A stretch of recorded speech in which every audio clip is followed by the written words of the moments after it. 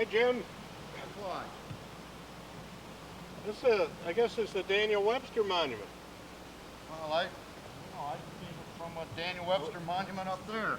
Another one. Well, you've been collecting some leaves too. We're going to be talking about leaves, how and why they change color. It's that time of year to talk about it. Sure is. Chamber of Commerce calls it the greatest show on earth, Claude. People from all over the world come to Vermont and New England to watch the leaves do their thing this time of year. They certainly do. Well, This rock marks the spot where Daniel Webster spoke to about 15,000 people at the Whig Convention, July 7th and 8th, 1840. Erected by the Stratton Mountain Club, August 10th, 1915. I believe that this plaque disappeared for some period of time, and maybe that's why there's two. The other one won't disappear. that might be. And you'll see why when you see it. This Whig Convention, did you say you thought that was for bald people?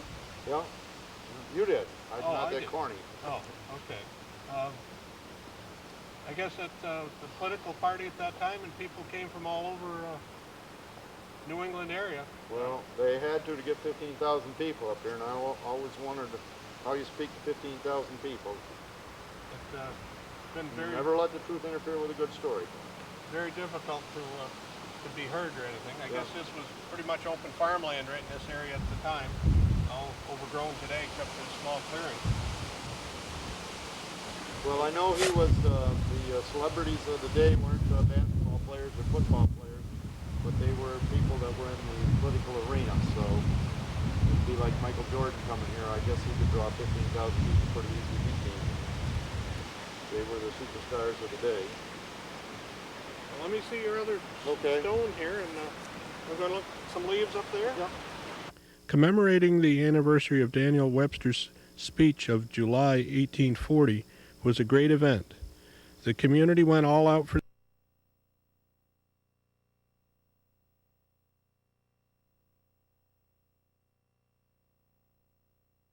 in a corner watched over the proceedings. The roof was covered with boughs, and 2 raccoons took possession and playfully skipped in and out of holes in the thatching as the band played below. Got a few leaves here showing some color. Okay. Got some more soft maple here too. Here's one of the 2 monuments that seem to be here about Daniel Webster.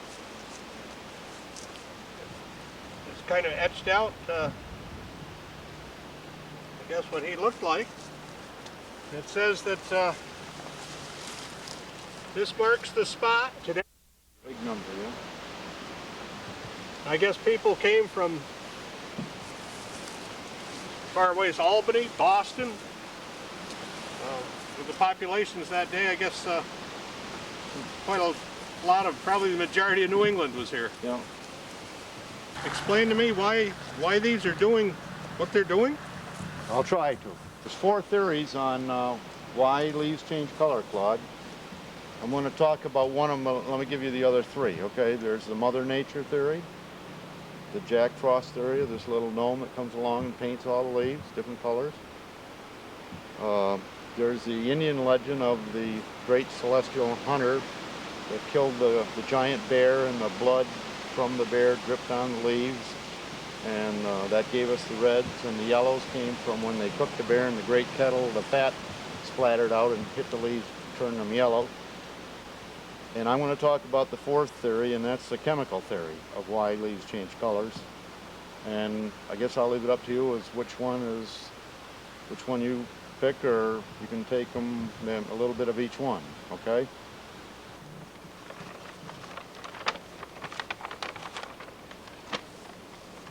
See where the mouse chewed a hole through my pad of paper?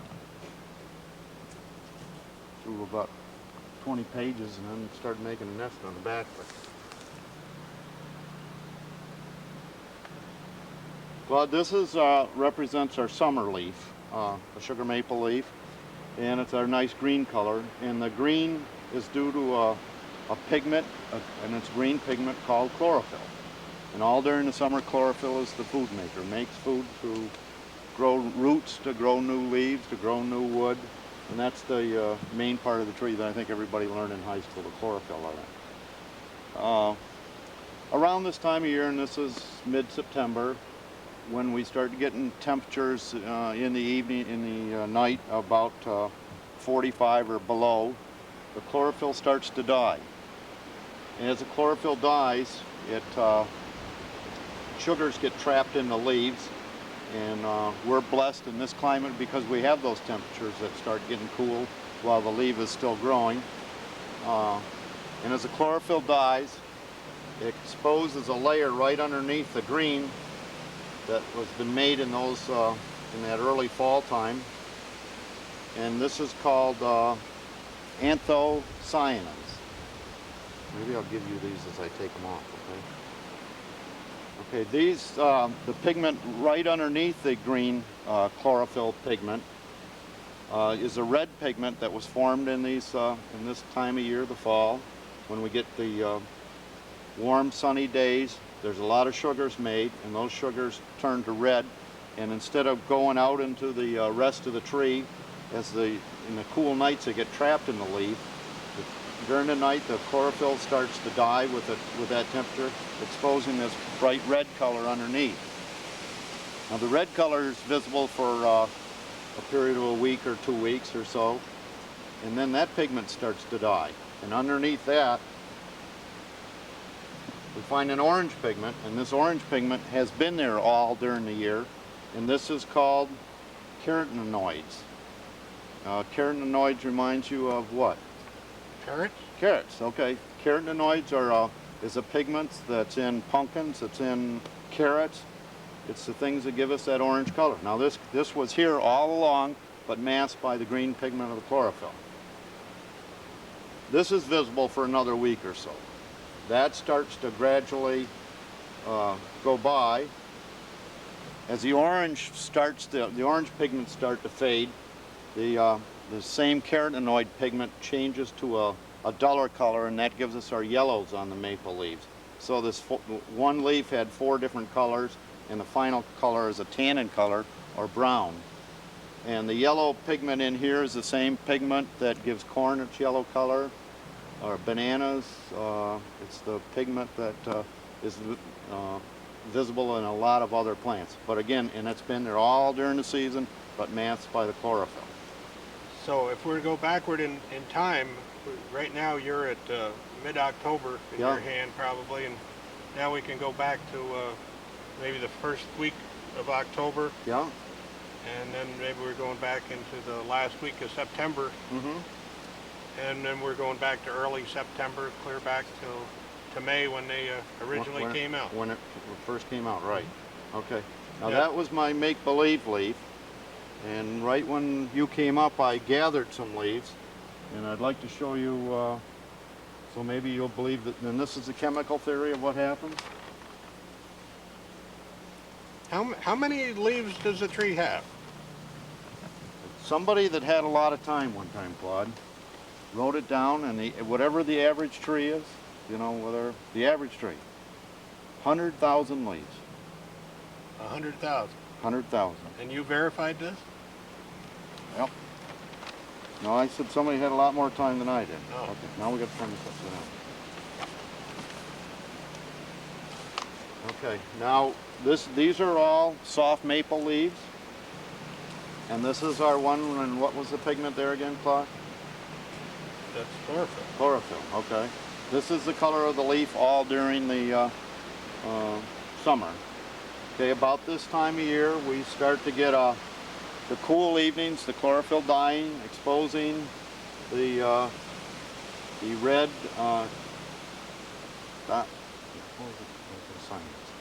anthocyanins forming, the sugars formed and make a red pigment visible.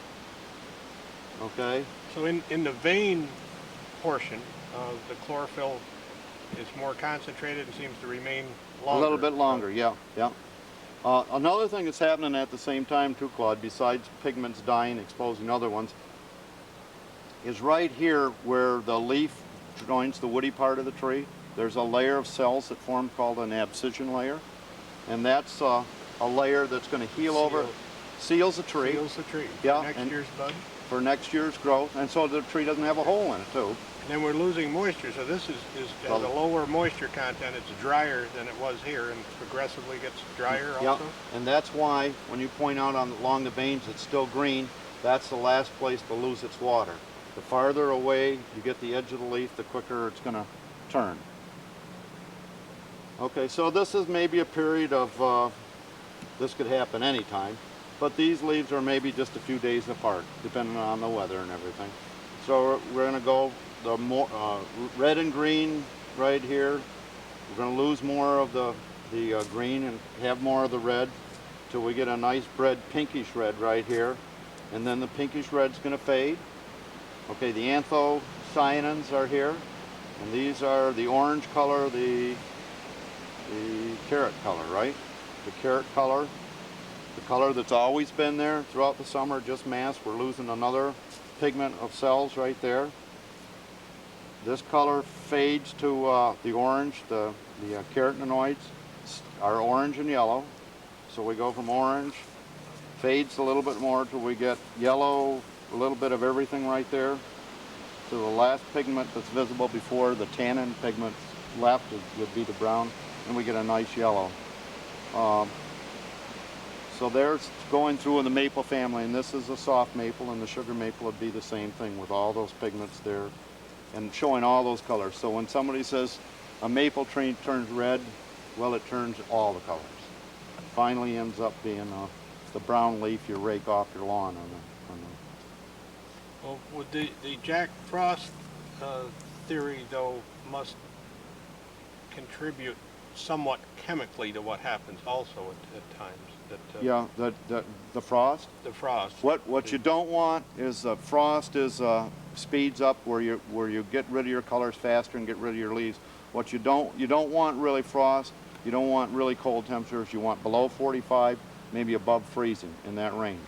Is freezing, if it's an actual frost, it will start to tear fibers like yeah, well, it an kills expansion cells faster, yeah. So we wouldn't get this color lasting long. So when you see color forming, you're going to find it up high in the mountains like we are now.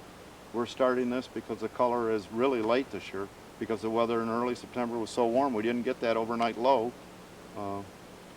Does the length of the day of sunlight enter in also? Thank you. Yep, yes it does. Since June the 21st, really, right when summer begins, the days start getting shorter. But it really doesn't have any effect until the days are drastically shorter, and that's well, we have equal amounts. We reach the fall. But that day, the next day is shorter. Yes. June the 22nd is shorter than June the 21st, and well, that's the longer the summer solstice, and we reach the fall equinox. Yeah. Incidentally, Bruin does not at all agree with the other theories of the bear blood on things. Got a bias, huh? He doesn't. He doesn't like that at celestial hunter and the blood on No. the. Yeah.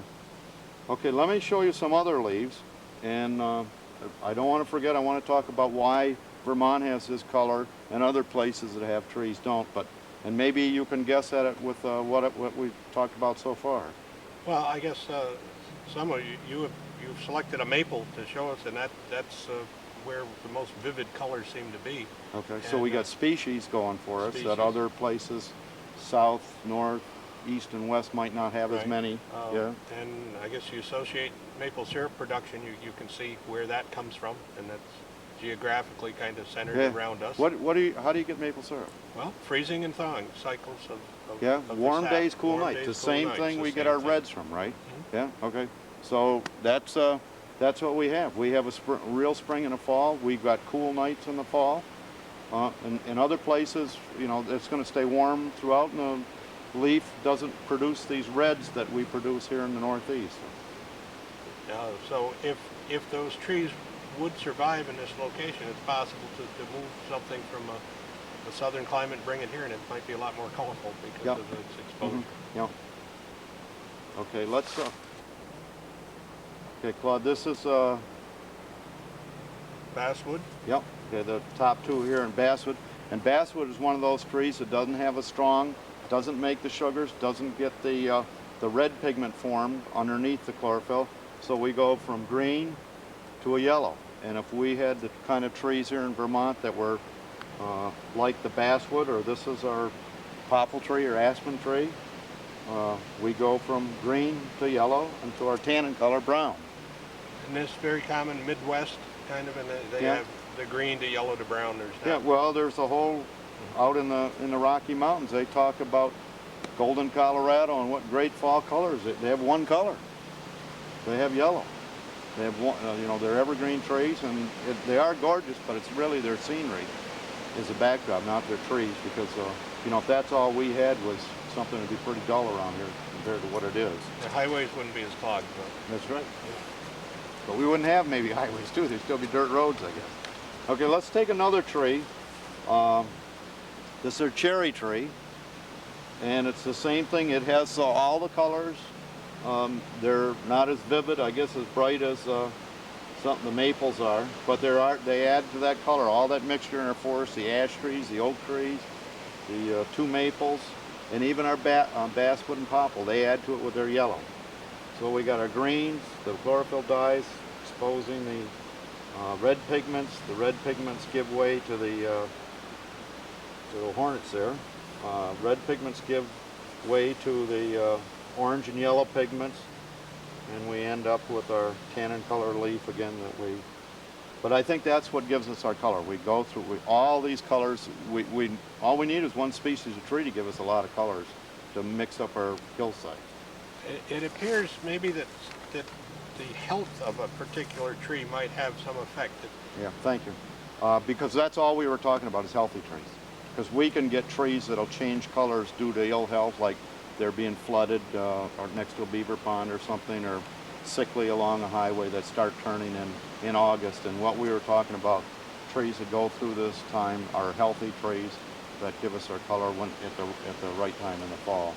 I recall a hard maple, sugar maple tree on the Dorset West Road from 20 years ago, and I believe it made the cover of Vermont Life at least once.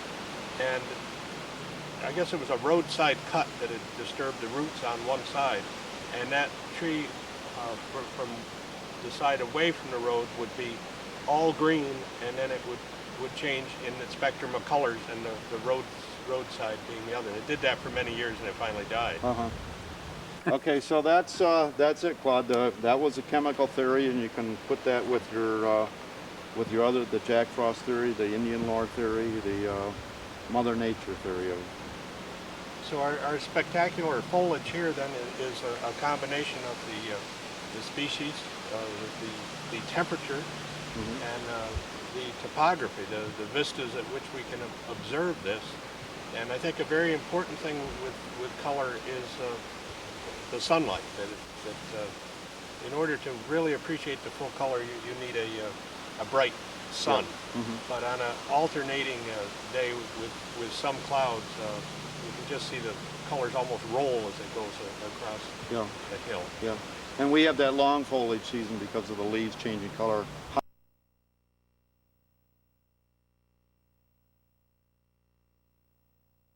Completely flat, the temperature was the same everywhere, and it just all happened at once. And they don't expose yourself, like we can look at a wall of mountain in front of us and see the color there where in the flatter parts to the northeast, you can see individual trees or a line of trees, but you don't have really a wall of trees like a mountainside. And certain species, like ash, is about the last leaf to come out in the spring, and it's about the first to disappear in the fall. Yeah. And I know sometimes in looking for woodlots, red oak, for instance, or any oak, a good time to tell is like mid-November. It's the only tree with the leaves still left on it. And they got really stand out. That pigment's called, is that brown pigment, the tannin pigment? Tannin, yeah. Oh, a guy told me he saw a bumper sticker the other day. It says, if it's foliage season, why can't we shoot them? I guess I just told him. I didn't get it. Well, or it's leaf peeper season. I don't know. Never mind. I'll tell you, I heard a foliage joke the other day, Claude. It seems this woman went into a tourist shop and she wanted to buy a foliage flag. And the lady working behind the counter said she didn't know what she was talking about. I said, well, you got one out in front there. And the lady said, we have a foliage flag out in front? And she said, yeah. And the lady went out from behind the counter and went out, said, we'll show it to them. And the tourist said, she pointed at the Canadian flag. Red maple leaf. Yeah, and said that was a foliage flag. And I guess she was from the south somewhere where they weren't too familiar with it. So a lot of places in Vermont you see the foliage flag out now. Especially in northern section. Yeah. Jim, we've been talking about our deciduous trees, the ones with the leaves and things. With the coniferous ones, the cone bearers, the ones with needles.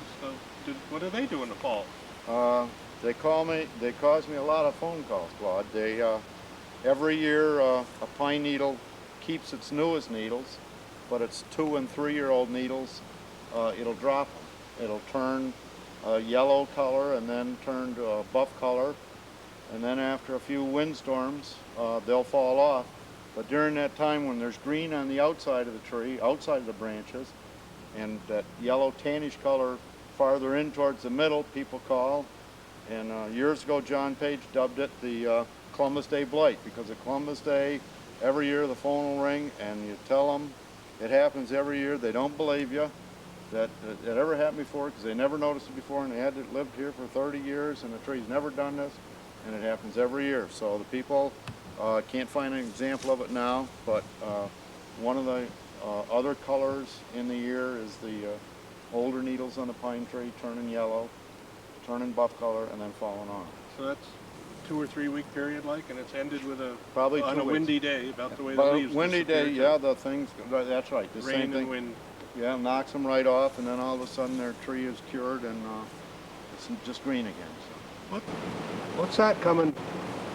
That's no ordinary vehicle. Stop playing with the window. Look at the limo. size of that. That's a limo, isn't it? Yeah. Who's in that? I don't know. They look like they're slowing down.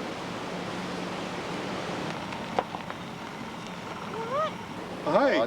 That's Mother American Bruin, isn't it? Yeah, she traded in her log truck for a limo. My goodness. Hi, Mother Merrick. Looks good on her, doesn't it? Hi, Claude. Hi, Jim. Fancy meeting you here. Who? That Jim? Hi, Jim. Hi, Claude. Well, I guess, yeah, you are headed east toward Boston. This is kind of the old route. Boston. No, I'm not going to Boston. I'm going to New York City to stay at the plaza. Boston. I'm going to go on my yearly shopping spree. Yeah. Bruin convinced me to take him with me, but I don't know if he's going to behave or not. Bruin? I always behave. I'll always behave. I'll be good. I want to go to New York City. I want to go to New York City. Plenty of room in there to bring back the things you go shopping for, I guess. Come on, Bruin, get out. Yeah, we're going to go to New York City. We're going to get lots of honey. When you go to the plaza, is Bruin going to be able to stay? Won't that seem kind of odd? Why? No more long-distance phone calls, Bruin. Hang up the phone.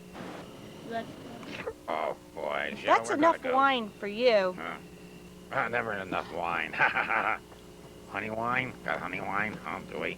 Oh, boy. I'm going to have fun. Bruin, sit down. No, not on the driver. Get back here where you belong. I want to drive. Can I drive?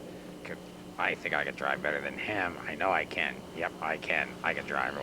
See, I told you I could drive better than him. No, Bruin, you're not driving. Where did this bear come from?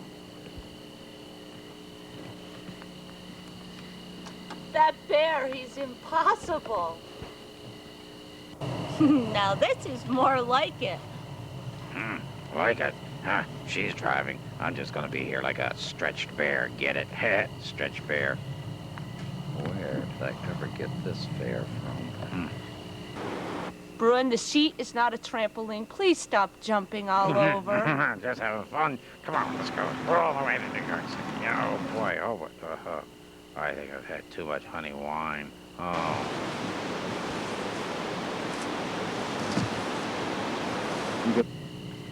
Oh, here we go. We're on our way. Hey, we're on our way. Bruin, you're scratching the upholstery. Please sit down. Well, bye, Mother Merrick. Bye, Bruin. Have a good trip. Watch out for the people in the village down there. Bruin, how would you like to visit the Bronx Zoo permanently? No, just go visit New York, get some more honey, see all those sights. Oh boy, Times Bruin, Square. no, not the honey. Don't open the honey now. Everything will be all sticky. No, I won't. I won't spill a drop, believe me. I won't. Bruin, leave the TV alone. We're not channel surfing all the way to New York City. No, I just want to watch my favorite show. Here it is. This is my favorite show. See? This is all about bears and bees. Oh. Oh, there's my cousin. Oh. Look at these guys. These guys work for us, you know, for us bears. Yeah. They get our honey. Boy. Smell that. Oh, that smells like good honey. They've been working real hard this summer, I can tell. Let's see. How can I get in there? Wonder if there's somebody around here can help me here. Boy, oh, does that look good? I just want to get my paws on that. Can somebody here help me? Is there anybody around here can help me? I see. Gotta get this door open somehow. Hi, I'm John Carr from the Vermont Wreath Company in the Tate Vermont Marketplace in Danby, Vermont, and we're taking a look at our beehive today. And we put this in the spring. The bees have been hard at work all summer and have probably produced about 10 pounds of honey in the hive that's right here. They've been hard at work producing the honey. It is an active hive. There is a queen, worker bees, and the drone bees. They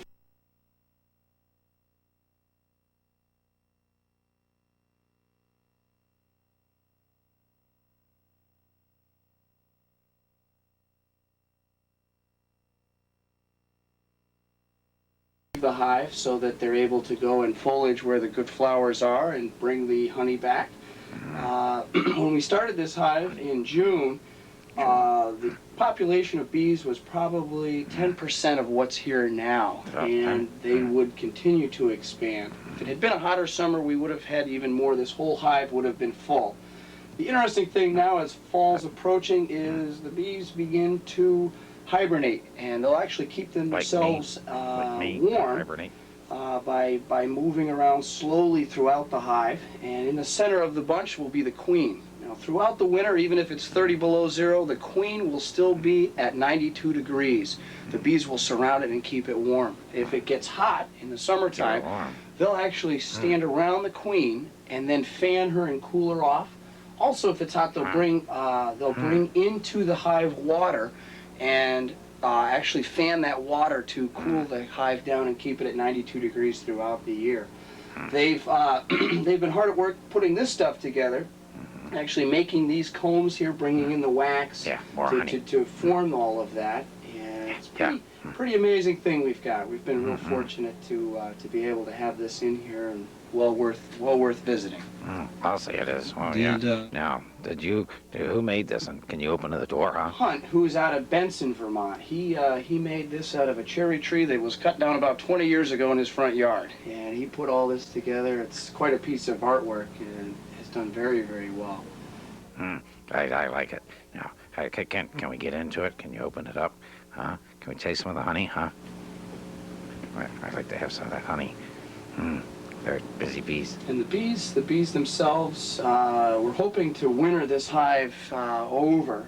We'll take this hive out of here and actually combine it with another hive to create a larger population of bees that will hopefully be able to winter well and be able to maintain the queen throughout the winter.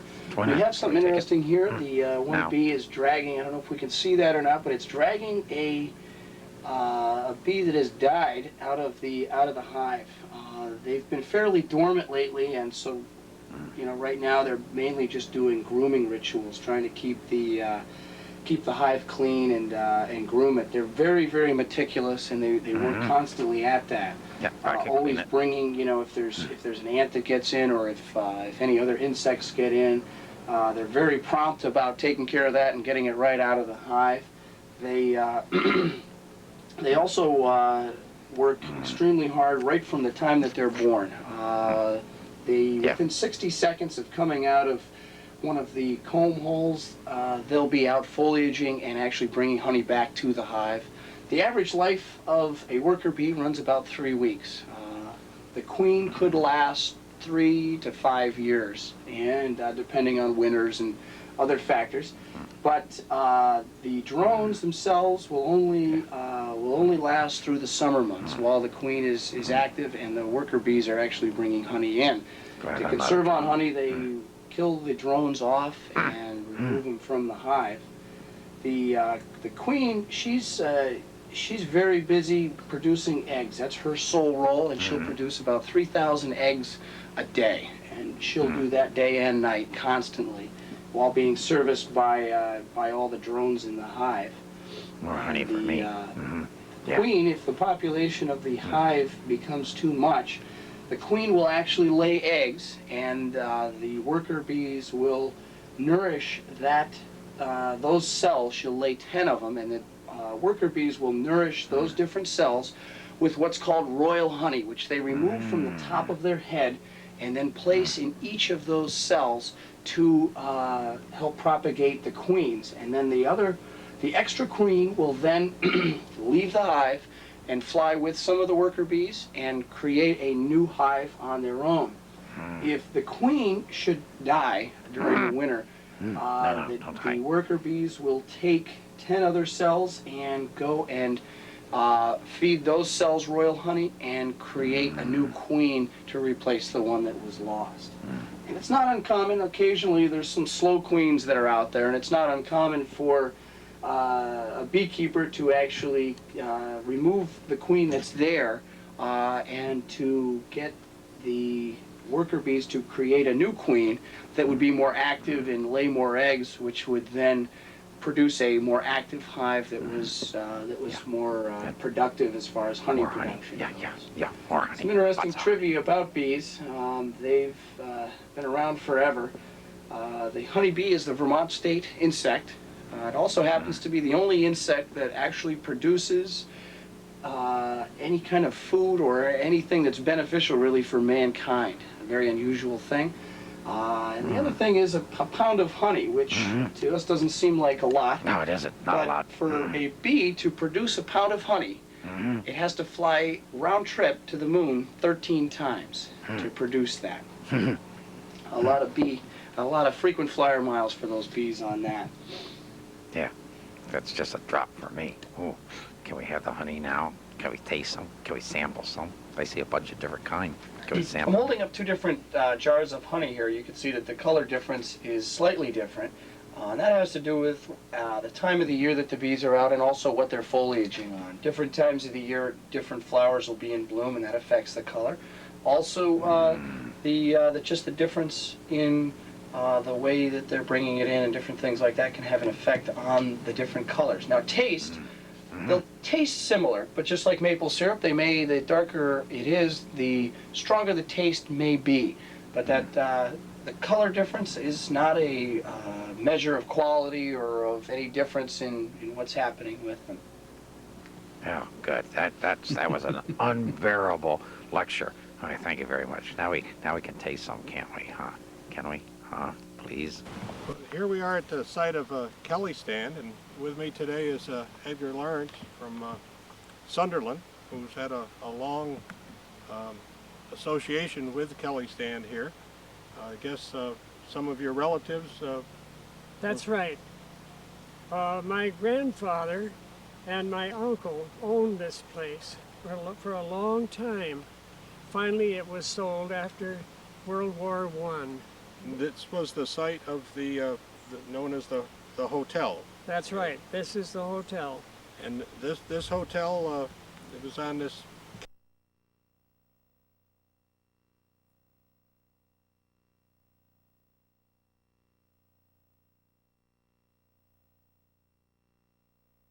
The hotel itself was built for travelers who were going on over to as far as Saratoga.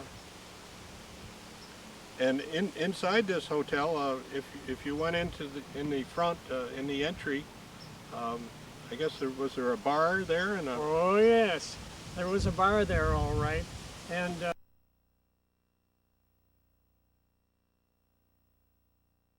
people came here from New York State as far as way over, and they had to have a drink, of course. That was necessary. Only one? Oh no, no, no, no. They had a lot of drinks.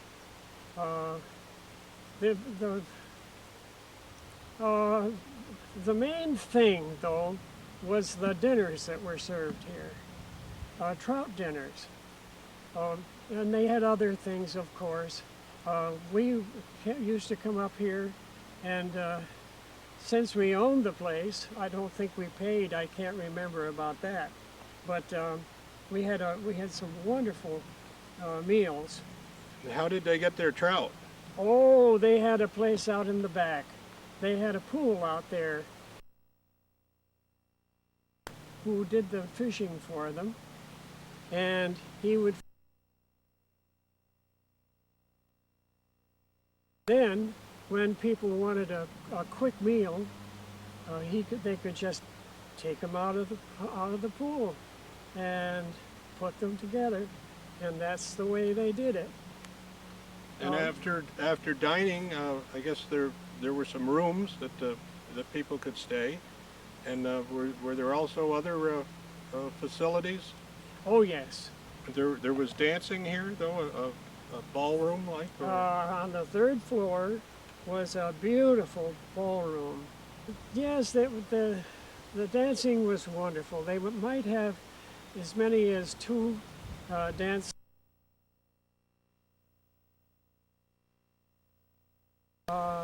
It might be a smaller group.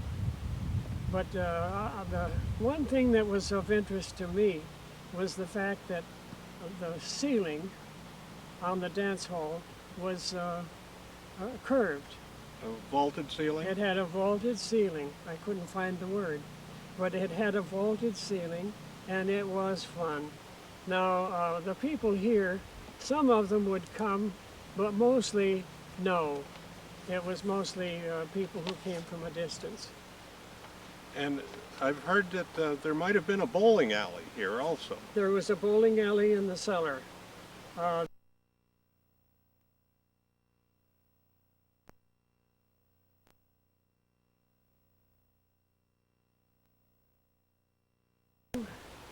And I think it was very important. Bowling, you see, always was fun. And I think it paid off. Well, right in this area, I guess known as the Kelly Stand itself, which is a couple hundred acres today, I think, of still privately owned land, completely surrounded by the National Forest. But right in this location, which was cleared, there was quite a large barn across the road. There was a big barn across the road. It was a nice barn. They had one thing there that was of interest. I thought it was fun.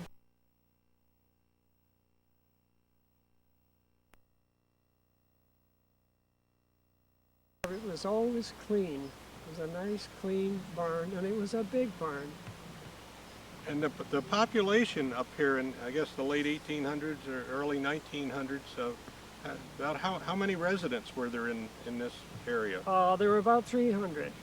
Now that is accurate, but there were about 300. They had their own school, they had their own store down the road, and they were very comfortable. And the lumber mills, and they were located down the road from here. That's right. They were down at the foot of the hill. And they were run with water power, I guess? Not so much. Steam? Steam too? It was more steam than that. I wondered about that, but they did build one of the highest steam, what do I want to call it?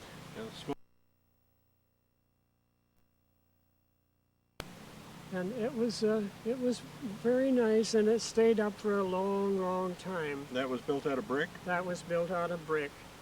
And it was, I don't know how they built it so high, but they did.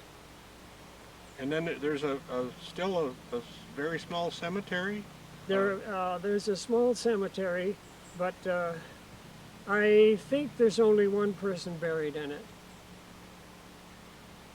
And I think earlier you were telling me here that there was a man, or was it Rob Lawler, that stayed here all winter, and some people asked him about how cold it was here.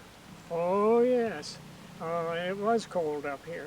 I know because I spent a Christmas vacation up here. And it was great fun.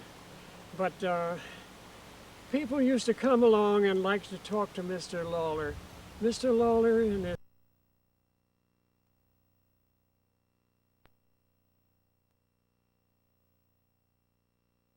his father was a teacher up there, so the man had to learn to speak pretty well.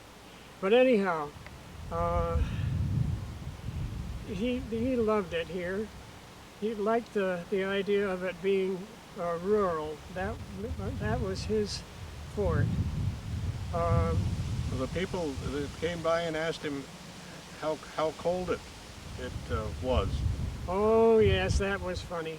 When we used to come up here to stay for a few days, we would sleep upstairs over the kitchen, and that was fun. But people would come along and they would see this man who was kind of rough looking and so forth, and they would love to talk to him. And Mr. Lawler, he had a vocabulary that could include some swear words if he got a little upset. Yeah, he had a good collection. But anyhow, it was funny. Sometimes he didn't swear at all, and we wondered why. But then again, he'd swear like hell, I guess. And so, anyhow, he used to, when he was living with us, he usually was pretty careful. My mother liked Mr. Lawler. Everybody did who knew him. But she didn't like to hear him swear. So she said something to him about his swearing, and he said, well, I tell you what it is. He says, when I feel like swearing, I usually sing a hymn.